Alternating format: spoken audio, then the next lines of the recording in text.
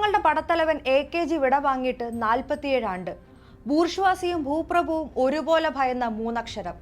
കേരളം ലോകത്തിന് സമ്മാനിച്ച ഉശിരനായ നേതാവും ഇന്ത്യയെ നയിക്കാനായി കേരളം ഉയർത്തിപ്പിടിച്ച സമര തീപ്പന്തവുമായിരുന്നു എ.കെ.ജി.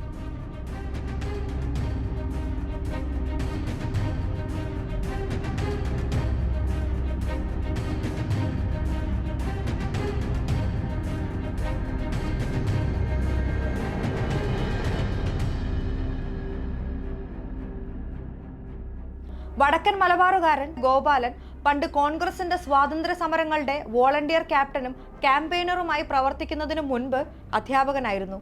അപ്പോഴും തൊഴിലാളികളുടെ കഷ്ടതകളും പ്രശ്നങ്ങളുമായിരുന്നു എ.കെ.ജിയെ അലട്ടിയിരുന്നത്. അധ്യാപനമല്ല, ജനങ്ങളെ സേവിക്കുന്നതാണ് തന്റെ മാർഗമെന്ന് മനസ്സിലാക്കി ഇറങ്ങിത്തിരിച്ച എ.കെ.ജി ഗുരുവായൂർ സത്യാഗ്രഹം, ഉപ്പു സത്യാഗ്രഹം തുടങ്ങി ചരിത്ര പ്രധാനമായ സമരത്തിൽ പങ്കെടുത്ത് നിരവധി തവണ പോലീസിന്റെയും മുതലാളി കിങ്കരന്മാരുടെയും ക്രൂരമർദ്ദനത്തിനിരയായിട്ടുണ്ട്. കോൺഗ്രസ് സോഷ്യലിസ്റ്റ് പാർട്ടിയിലൂടെ രാഷ്ട്രീയ രംഗത്ത് പ്രവേശിക്കുകയും 1939 കോൺഗ്രസ് സോഷ്യലിസ്റ്റ് പാർട്ടി കമ്മ്യൂണിസത്തിലേക്ക് പരിവർത്തനം ചെയ്തപ്പോൾ കമ്മ്യൂണിസ്റ്റ് പാർട്ടി ഓഫ് ഇന്ത്യയുടെ പ്രമുഖ നേതാവായി മാറിയ എ.കെ.ജി കേരളത്തിൽ നടന്ന സുപ്രധാനമായ തൊഴിലാളി സമരങ്ങളുടെ ആവേശമായി മാറി. പിന്നീടങ്ങോട്ട് സമരങ്ങളുടെ നേതൃസ്ഥാനത്ത് നിന്നും ഒഴിവാക്കാൻ കഴിയാത്ത പേരായി മാറുകയായിരുന്നു എ.കെ.ജി. സ്വാതന്ത്ര്യ സമര പോരാട്ടം മധ്യവർഗ യുവത്വത്തിന്റെ ചോരത്തിളപ്പായി മാത്രം ഒതുങ്ങിപ്പോകുമായിരുന്ന സാഹചര്യത്തിൽ നിന്നും സ്വാതന്ത്ര്യ സമരത്തെ കേരളത്തിലെ അടിസ്ഥാന വർഗ പോരാട്ടമായി വികസിപ്പിച്ചെടുത്തതിൽ എ.കെ.ജിയുടെ പങ്ക് വളരെ വലുതാണ്. ഇന്ത്യയിലെ ആദ്യത്തെ പ്രതിപക്ഷ നേതാവ് കൂടിയായ ആയില്യത്ത് കുറ്റ്യാരി ഗോപാലൻ അന്ന് പാർലമെന്റിൽ നടത്തിയ പ്രസംഗം ഇന്നും ആവേശമാണ്. My English may be broken but the cause I represent never is. അങ്ങനെ തുടങ്ങുന്നു പ്രധാനമന്ത്രിയായിരുന്ന ജവഹർലാൽ നെഹ്റുവിനെ അടക്കം ഇരുത്തി ചിന്തിപ്പിച്ച വാക്കുകൾ. ഭരണപക്ഷം ഒന്നടങ്കം ഒരു സൂചി വീണാൽ കേൾക്കുന്ന അത്ര നിശബ്ദതയിലായിരുന്നു എ.കെ.ജിയുടെ പ്രസംഗത്തിനിടയിൽ. ഉടലാകെ സമരമായ ഈ മനുഷ്യനോട് പാർലമെന്റിൽ ഏറ്റുമുട്ടാൻ നെഹ്റുവും ഭയന്നിരുന്നു എന്നതാണ് യാഥാർത്ഥ്യം. തെരുവിലും സഭയിലും പോരാളിയായി പൊതുപ്രവർത്തനത്തിന് പുതിയ മാനമായി മാറുകയായിരുന്ന എ.കെ.ജി ജനമനസ്സുകളിൽ ആഴത്തിൽ ഇടം നേടിയത് വളരെ പെട്ടെന്നായിരുന്നു.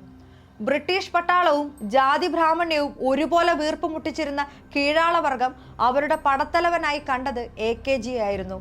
ഏറാൻ മൂളേണ്ട നരക ജീവിതത്തിൽ നിന്ന് സമര ജീവിതമായി മലയാളി ഉശിരോടെ ഉയർത്തെഴുന്നേറ്റത് എ.കെ.ജിക്ക് പിന്നിൽ അണിനിരന്നുകൊണ്ടായിരുന്നു.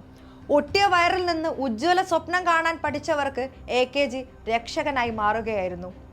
എ.കെ.ജിയെ കണ്ണോത്ത് വെച്ച് കുറുവടി കൊണ്ട് മാടമ്പിത്തം നേരിട്ടത് മലബാറിൽ അയിത്തത്തിനെതിരെ പൊരുതിയതുകൊണ്ടാണ്. ഗുരുവായൂർ സത്യാഗ്രഹത്തിലൂടെ രാജ്യം മുഴുവൻ ക്ഷേത്ര കവാടം തുറക്കാൻ സമരം ചെയ്യുന്നതിനിടെ എ.കെ.ജിയെ മർദ്ദിച്ച ജാതി പ്രമാണിമാർ ഒരിക്കലും ചിന്തിച്ചു കാണില്ല അവർ സമരവീര്യത്തിന് എണ്ണ പകരുകയായിരുന്നുവെന്ന്. മാത്രമല്ല, ക്ഷേത്ര പ്രവേശനത്തിനും ശേഷം ഉയിർകൊണ്ട ജനാധിപത്യ സർക്കാരുകൾ ഗുരുവായൂരിലെ കവാടത്തിന് എ.കെ.ജിയുടെ പേര് നൽകിയത് വെറുതെയല്ല എന്നും. ഇന്ത്യയിൽ ആദ്യമായി കരുതൽ തടങ്കൽ നിയമപ്രകാരം തടവിലാക്കപ്പെട്ട വ്യക്തി കൂടിയായ എ.കെ. ഗോപാലൻ ഇന്ത്യ സ്വതന്ത്രയായപ്പോഴും കരുതൽ തടങ്കലിൽ തുടരുകയായിരുന്നു. ബൂർഷ്യയും ഭൂപ്രഭുവും അദ്ദേഹത്തിന്റെ നേതൃപാടവത്തെ ഭയന്നിരിക്കണം. തൊഴിലാളി കർഷക സമരങ്ങളുടെ ദേശീയ നായക സ്ഥാനത്തുണ്ടായിരുന്നു മരണം വരെ എ.കെ.ജി. ഒരു മനുഷ്യ ജീവിതത്തിന് നടക്കാൻ കഴിയാത്ത ദൂരത്തോളം എ.കെ.ജി സമരങ്ങൾ നയിച്ചു. സമരങ്ങൾക്ക് നാഴിക കല്ലുകളായി മാറുകയായിരുന്നു അമരാവതിയും മുടവൻമുകളും ഇന്ത്യൻ കോഫി ഹൗസുമെല്ലാം. ബീഹാറും തെലങ്കാനയും രാജസ്ഥാനും മഹാരാഷ്ട്രയും പഞ്ചാബുമെല്ലാം എ.കെ.ജിയുടെ സമരതീക്ഷ്ണതയിൽ വിജയം കണ്ടു. ഇനിയും നൂറ്റാണ്ടുകൾ എ.കെ.ജിക്ക് വേണ്ടി മുദ്രാവാക്യം വിളിക്കും. സാമ്രാജ്യത്വം മരിക്കുന്നതുവരെ എ.കെ.ജി ജനമനസ്സുകളിൽ മരിക്കാതെ തുടരും.